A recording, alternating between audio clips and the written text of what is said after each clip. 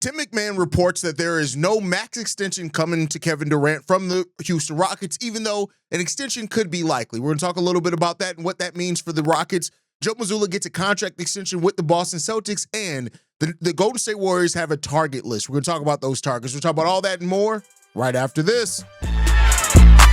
Welcome to the number one place for your daily basketball news and analysis, NBA Central. What's going on, basketball fans? Welcome to another episode of NBA Central, your number one spot for everything basketball related. I'm the host there, Hayes, but more importantly, you guys can follow the channel at NBA Central Pod on every social media platform we happen to be on. With that said, let's go ahead and get into this content for today, y'all. And I want to start off with this. Tim McMahon was on the Hoop Collective, and he talked about the potential of Kevin Durant signing an extension with the Houston Rockets, saying this: by all appearances, by what I've heard, they're not going all in on an extension for Kevin Durant. That doesn't mean it won't happen. There have been rumblings of, hey, KD isn't going to push for the full max. I don't know that the Rockets are going to put anything on the table that's close to the max. I think the Rockets, it's not ideal, but I don't think they would panic if they go into the season with Kevin Durant just on the expiring deal that he's on. Now, this is the interesting thing, right? One of the things that a lot of Houston Rockets fans here at this platform talked about in the potential of trading for Kevin Durant was that, how much are you going to lock in an older player in Kevin Durant? Even though he was still towards the top of the league in scoring, he's still a very potent scorer when it all comes down to it. But the Houston Rockets do have to think about what the future of their team is going to look like. And part of this move for the Houston Rockets wasn't just about the now. It was to help transition and teach and learn players and so they can compete now, but it's also about the fact that they feel very comfortable in the future that they have here on this team. And so the question is that how much would they be willing to offer Kevin Durant on a contract? How near the max would they be willing to get to that? And that's a question that we just don't have the answer for, right? Now, of course, the Houston Rockets, you have Amen Thompson, who I do think eventually is going to be that team's best player, hands down. He is going to be the guy there. I think he has that level of potential when it all comes down to it. But he's not there yet. And part of this trade that I would think for Kevin Durant is to help him be able to compete while he's still getting there. He's a damn good player. And I look at Amen Thompson as a guy that definitely can be the best guy on the team at some point. I think he has that level of talent. I think that highly of Amen Thompson. We'll see if that ends up shaking out, right? You already have Fred VanVleet, who has a player option after the season for next year for $25 million. And so do you want to put in a 38-year-old Kevin Durant on a max level deal? No, that doesn't sound ideal. You already have Alfred Sengun, who's going to be on a $30+ million contract. You got Jabari Smith, who's on a $23+ million contract. Amen Thompson's contract's coming up in 2 years, right? He has 2 more years left on his rookie scale deal. Then he's a restricted free agent. So you have to start thinking about those type of things and how that aligns for your team. Of course, you brought in Dorian Finney-Smith as well. You brought in Steven Adams, and they're both on basically $13 million contracts around that area. So hearing that the Rockets aren't going to offer near the max and that Kevin Durant also isn't going to push for the full max, I think it makes sense. And it's good to hear that both these sides are agreed on that. Now, how much space is going to be between that? That's the question that you have to ask yourself. And I think when you look at this, and my hope for this is, right, and this is a big hope, is that Kevin Durant understands where he's at right now. And the fact that, you could have a whole second leg of your career here and stay in Houston and do that by helping these young guys get there. And while, yes, Kevin Durant is still a very potent player, he was 6th in the league in scoring last year on efficient, over 52% shooting from the field. People act like because of Kevin Durant's age, it automatically means that he's washed. He's not, right? Yes, he'll be 37 by the start of the season. He'll be 38 by the time his next contract starts, but he's still a very potent player. The way that I think, and Matt Moore over on Locked On NBA and me in his conversation made a great point on this.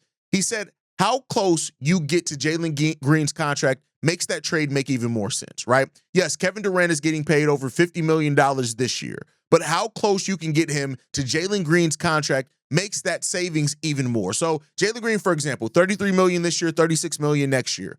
If you can get Kevin Durant on a deal that's $30 million more than Jalen Green's contract, so let's say $39 million for Kevin Durant, not the max, not a disrespectful offer, that puts you in a much more advantageous spot on where you're getting even more out of that trade that you did in putting Jalen Green into that trade. And I think that's a very astute. Now, I don't know if it's going to get there. I don't know if Kevin Durant is going to agree to something like that. He may say that he's not looking for the full max, but how much of the max do you want to get, right, when it comes down to it? But I think this thing for Kevin Durant and the Houston Rockets is going to depend a lot about how things look. And the fact that the Rockets feel comfortable going into the season without extending Kevin Durant says a lot about the confidence that they also have still in the future pieces on this roster that they don't want to break the bank or put them in a situation where they may have to lose another young player or not be able to fill out the bench with the necessary pieces that they need.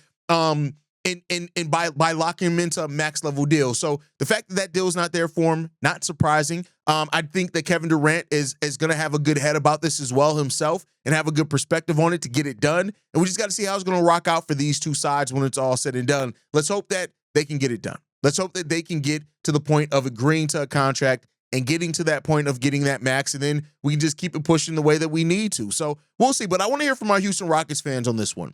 Hearing that Kevin Durant's not seeking the max, the Houston Rockets aren't planning on offering the max, what money would you be willing to offer Kevin Durant getting into the next contract to keep him in here? Are you willing to wait all the way to the end of the season to see how far they can go, how healthy Kevin Durant stands? Keep in mind, because he is a veteran, you can extend him at any point between now and the official start of free agency next year, and you can extend them. So they have a long time to before they absolutely have to make the contract decision. But of course, we know that Kevin Durant was also interested in other Texas teams, something like that. So let me know what you guys think on that down below. From that to a coach getting paid, though, Joe Mazzulla and the Boston Celtics have agreed to a new multi-year extension. And Joe Mazzulla, this was announced by Brad Stevens, and Joe Mazzulla said this: "This is truly a blessing. I would not be here without my faith, my wife, and my children. We're thankful for the partnership with our ownership grows, Brad's mentorship, and the support of our staff. Most importantly, I'm grateful for the players I've been able to coach the past 3 years.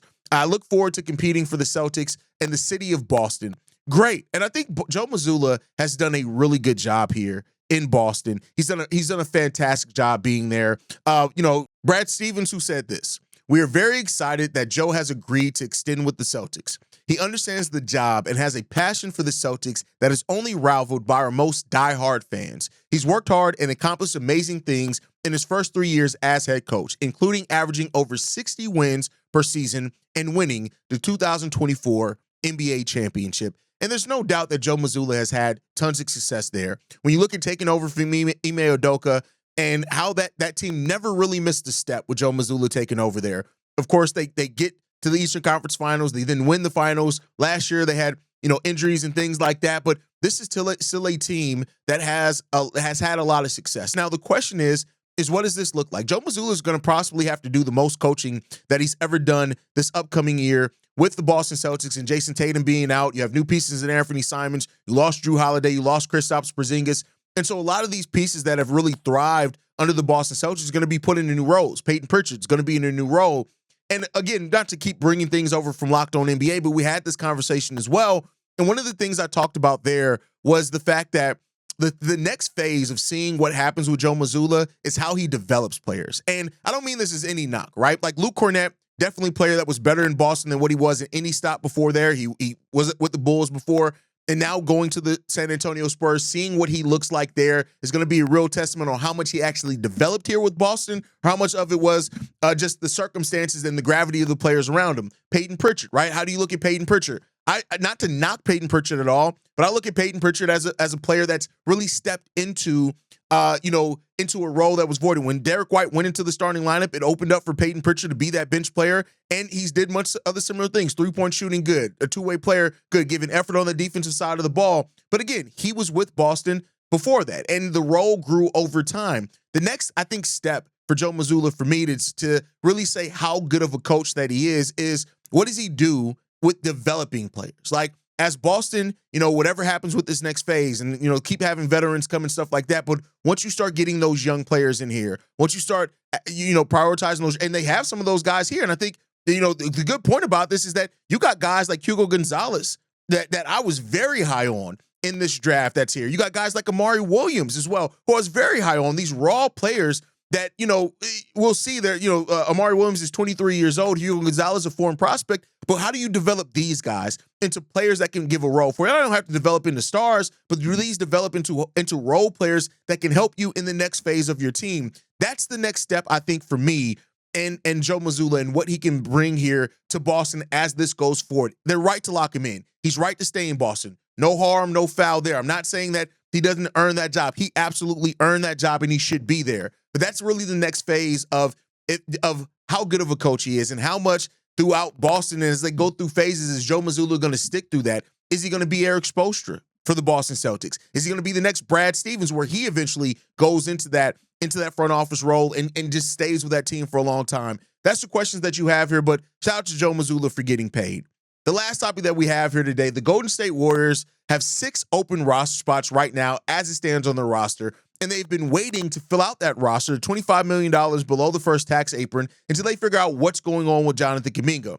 Reportedly, that they have a number of players on their board already. Now, we know that they signed Al Horford, DeAnthony Melton, Gary Payton II, right? They're already in agreement to land in Boston when the team is ready to sign for them. Good, right? But reportedly, they also have their eyes set on Malcolm Brogdon, Seth Curry, and Javonte Green that are also on the Warriors board. Now, the thing that all these players have in common, they're cheaper veterans, right? That you're going to probably be able to get for really reasonable deals, but they also can help you because the Golden State Warriors still have aspirations to compete for a title while you have Jimmy, Steph, and Dre there. And so these all make sense. You know, Malcolm Brogdon played for the Washington Wizards last year. Seth Curry was with the Charlotte Hornets last year. Is also brother to Steph Curry when it comes down to it. And Javonte Green finished last year with the Cleveland Cavaliers. And Javonte Green feels like a Warriors player as well. Just the type of player goes out there. You can play both sides of the ball. You don't need to call a lot of plays for him. He can be that lob threat for you as well. And he's a dog, right, in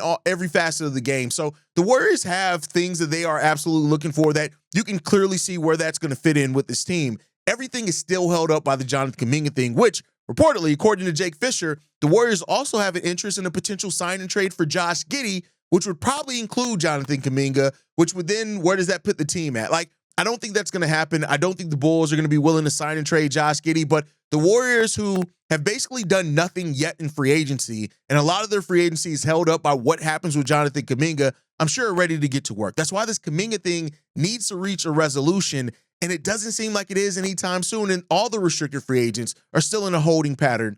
And, you know, we'll see how that ends up shaking out, but, overall, I like these targets for the Warriors. If they in the offseason add Al Horford, DeAnthony Melton, Gary Payton II, and we'll bring back Gary Payton II, and add to that either Malcolm Brogdon, Seth Curry, or Javonte Green, or a combination of 2 out of those players, that makes a lot of sense for, I think, where this team is and what they're trying to do. We just got to see if they're going to do it or if those players are going to get tired of waiting and go sign elsewhere, which is absolutely a possibility. So we'll see how that all shakes out. You guys can let me know how you feel on it down below. That's my time for today. Make sure you guys are following us at NBA Central Pod. You can send us any feedback, questions, comments, concerns, NBA Central Show at gmail.com. And then lastly, if you want to leave a text message and our voicemail for the mailbag, the number to do so, 773-270-2799. We are the #1 spot for everything NBA and basketball related. And I'll catch you guys the next time I feel like making a video, probably tomorrow.